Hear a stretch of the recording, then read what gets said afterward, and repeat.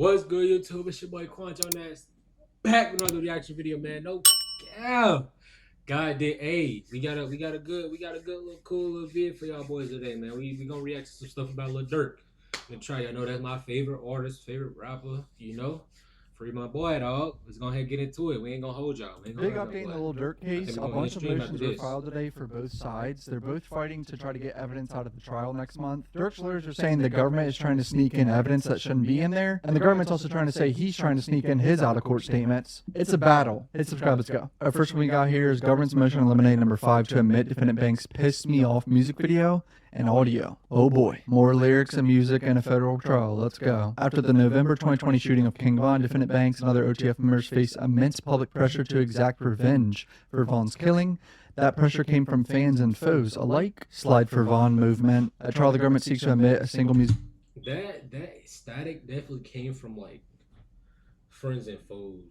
Like it egged it on. Not saying that it wasn't already beef, it wasn't already ops or whatever you want to call it, but the fans saying you didn't slide for this person, you didn't slide for that person. It definitely egged on both sides. So now he feel like in order to impress us as the fans, he had to do that, which I didn't want him to do it per se, because like he's in jail, like he's in prison now. Now I said it's none of my business. Like he did it or not, cool. He's a grown man. He can do whatever you want to do.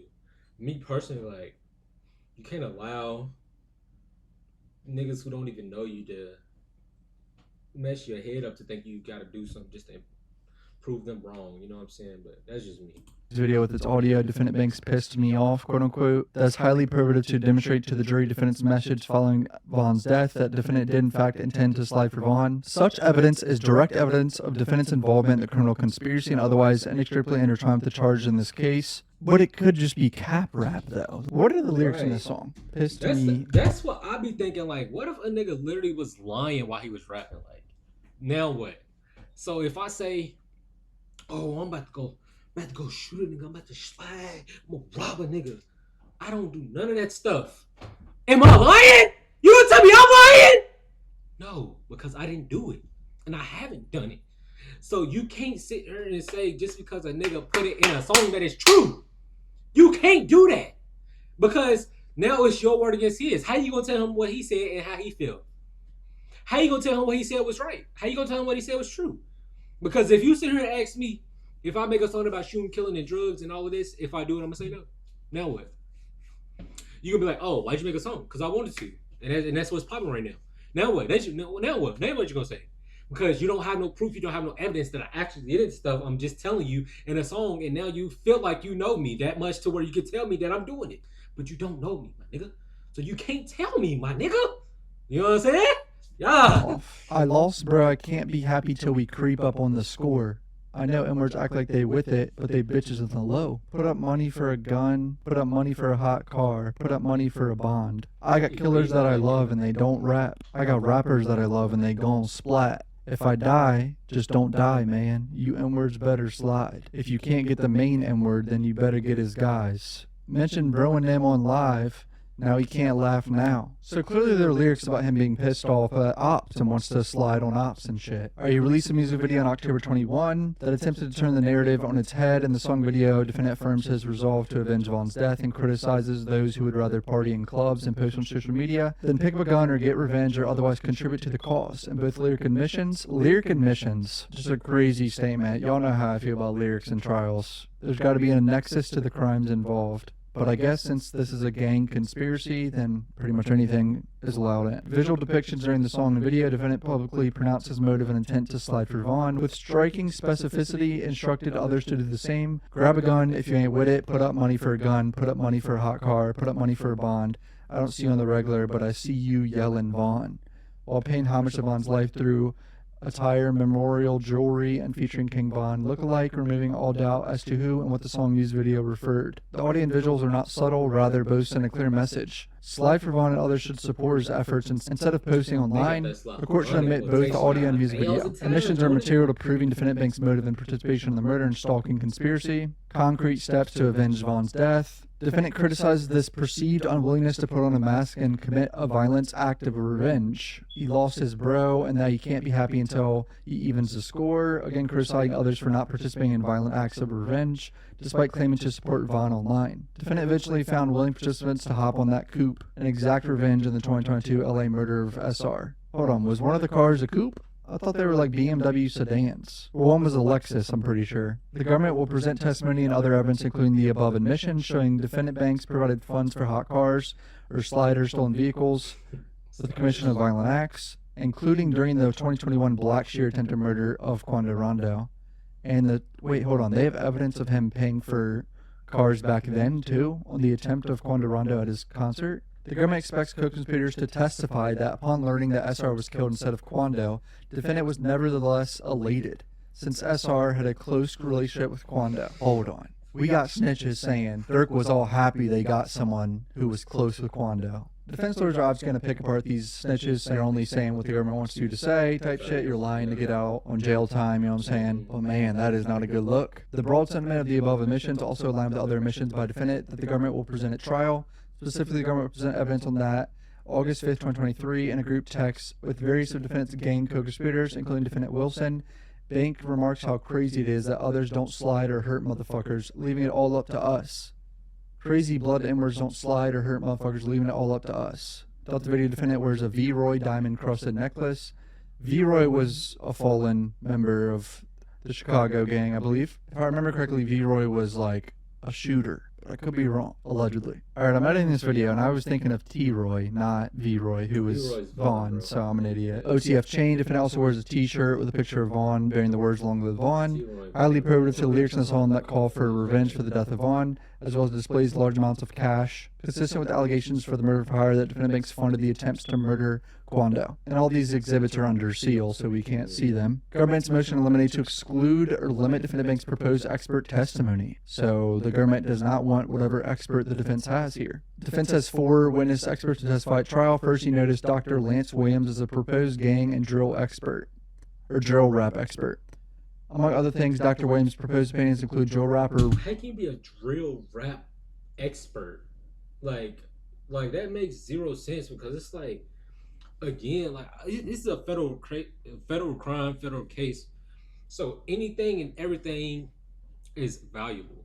But it's like, how do you know that what the nigga was saying unless you actually have evidence is true, though? That's my only thing. Reality rap, distinct popular culture phenomenon and music genre that should be analytically distinguished from actual gang criminal activity. Despite both referencing similar imagery involving gangs, violence, blah blah blah, he has also proposed to opine that participation in drill rap culture does not necessarily indicate participation in gang criminal activity or membership in criminal organization. Rap is separate from gangs, which it kind of is. Like, there's cap rap, there's people that lie in raps all the time. Like, not everything in all these drill rap songs is 100% accurate or true. That was the issue in the YSL case. Like, they literally went through all these lyrics, and then defense lawyers would go up there and be like, we don't know for certain any of this is true, and point out lies and add doubt to all of that. Nielsen's proposed testimony includes opinions that rap lyrics should be understood as fiction and often barely resemble the lived realities of the artist performing the lyrics, and many rap lyrics are pure fictionalizations that have no basis in reality. His proposed testimony also includes opinions that many rap lyrics often depict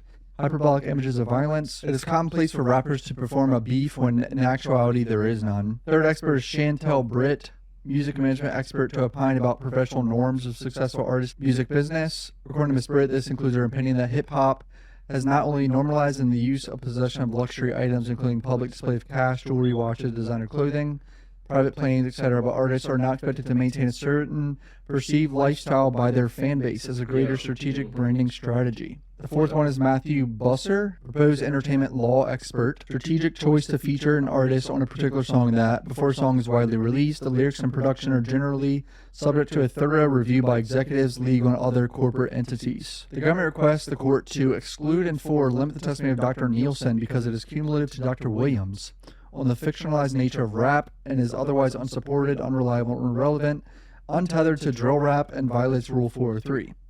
Exclude and limit the testimony of Mr. Buser, whatever, cumulative to Ms. Britt's proposed testimony on music industry norms and otherwise irrelevant and misleading. Exclude any expert from opining about the use or admissibility of rap lyrics in other cases or jurisdictions because such evidence is irrelevant, misleading, confusing, and otherwise violates Rule 403. Dr. Anderson's proposed testimony violates Daubert Rule 702 and Rule 403 because his generalized opinions are unsupported with facts and otherwise are misleading and unduly prejudicial. Dr. Anderson provides no factual basis for his opinions on that rap lyrics often barely resemble the live realities of the artist performing the lyrics. So the government's saying it's his opinion that rap is cap rap, essentially. His sweeping opinion about all rappers would be misleading in the context of this case, which touches on the specific genre of drill rap. He provides no factual basis, blah, blah, blah. It's all opinion. You get the point that they're going for here. Now about his fake beefs would also be prejudicial to the jury's factual determination. A bunch of exhibits here, like emails from all these experts about what they're going to testify to, and a lot of gang culture stuff, culture, identity, rap, identity. 60 pages of emails and shit. People tell me to be a lawyer, bro. I ain't doing all this shit. First of all, I don't think I'm smart enough to be a lawyer. Seems very hard. Pass the bar and all that shit. I'll stick to making my YouTube videos. Our next one, government's motion eliminated to preclude defendants from offering their own prior statements. This is a gang murder case. Being a lawyer is one of the hardest jobs to do, bro. Because you don't know. Well, I mean, I guess in the court of law, you have to present all evidence. So you can't hold nothing out and try to wait. But it's like,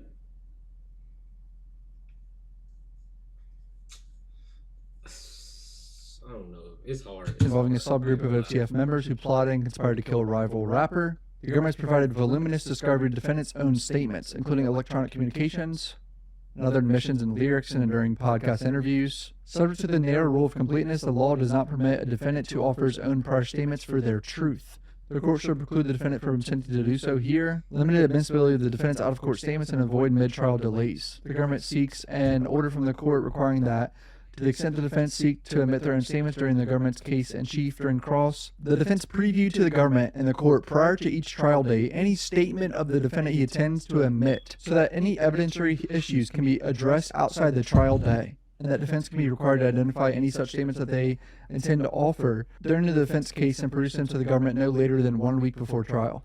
This is literally the government saying, we want the defense's strategy for cross-examination of certain witnesses. Low-key, that's what it kind of is. Like, I know they're trying to say, like, we want to know what statements you're going to try to show of your own statements, like what Durk said, actually, to clarify things. I can already imagine Drew Fenling is not going to be happy about this motion here. Our next government's motion eliminated to exclude irrelevant evidence and arguments pursuant to Rule 403. Arguments related to the government's charging decisions and non-operative indictments, including the contents, allegations, charges, blah, blah, blah, are irrelevant. So what this is here is the government saying, we don't want the defense to bring up how we changed the indictment and filed certain charges at different times and all the superseding indictments and change shit, because it is a little scummy how they can do all that, but government charging decisions and prior iterations of the indictments are irrelevant to the pending charges. Such arguments have no place at trial and should be excluded. So here they quote what Durk's lawyer has said about this, right?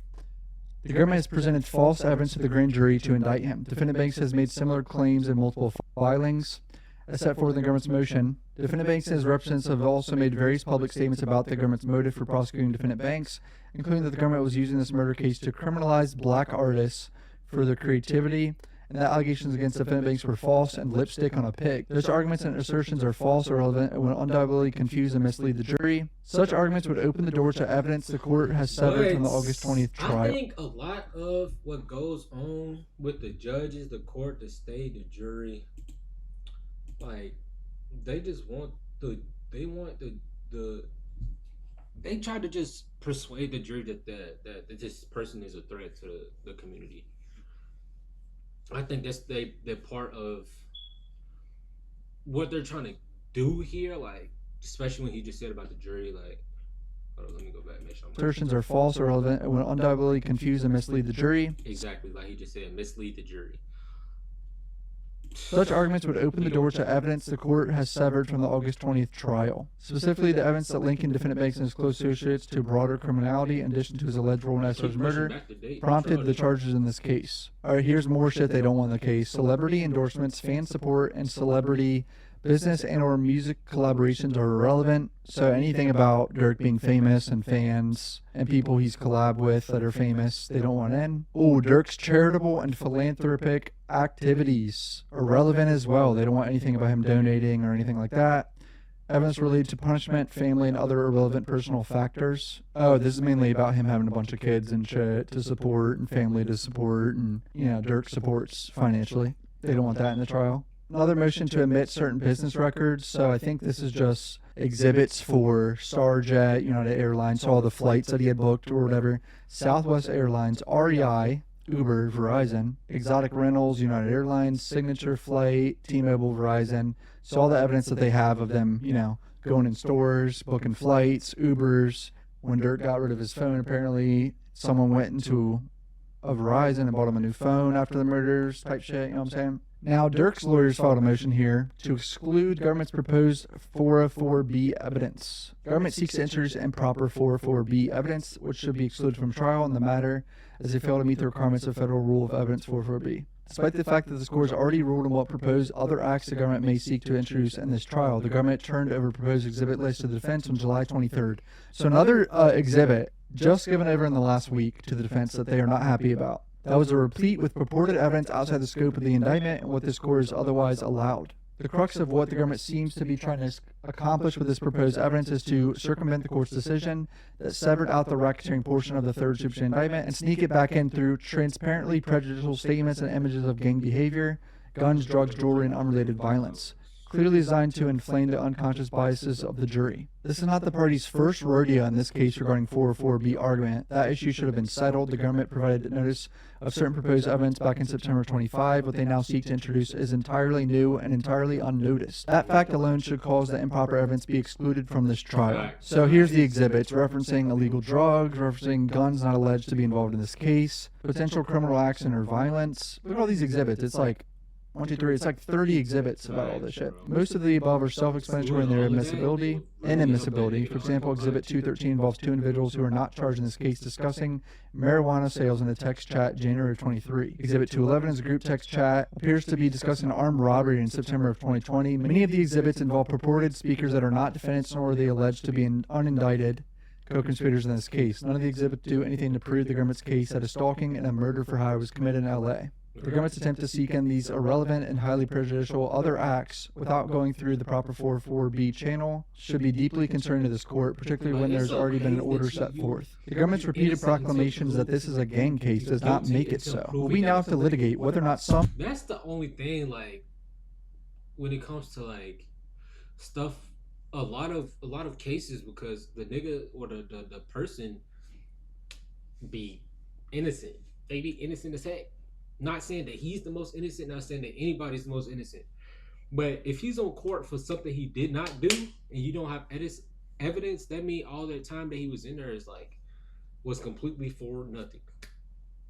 That's why, but then again, that's why a lot of people get on bond, because if they innocent, then they can just spend their time outside, maybe in the house, until they get, but they denied Dirk's bond, of course, so they thought he was a threat, especially to all the snitches and stuff, defendants they had on the case. They probably just thought he was a threat and didn't want him out there, so that's probably why he didn't get a chance to get a bond. Unindicted individuals are engaged in the drug trade. Whether an armed robbery was perpetrated in another jurisdiction in 2020, this would cause significant delay in this trial. This creates a significant risk of misleading the jury and confusing the issues. So the government's trying to add all these racketeering other acts or whatever, a gang conspiracy, when that's not what this trial is next month. It's just a murder for hire. All that was severed out to another trial, so he's going to have another trial at some point. I didn't even realize that until now. This means Dirk is going to have 2 trials, pretty much. Kind of crazy. All right, that's pretty much it. Hit subscribe. Thanks. I ain't gonna lie, bro. Like, I hope it goes this way, man. I do hope it goes this way, because all of this, I ain't gonna say it would be for nothing, but I mean, it would be for nothing if all the stuff they saying or they accusing him of doing, he didn't do it. Now they gotta let him go. Like, that's just embarrassing to the city, So, hey, man, but that's a good. The support. Oh, I thought make sure y'all like, comment, subscribe. I get y'all dogs in the next one, man. No cap.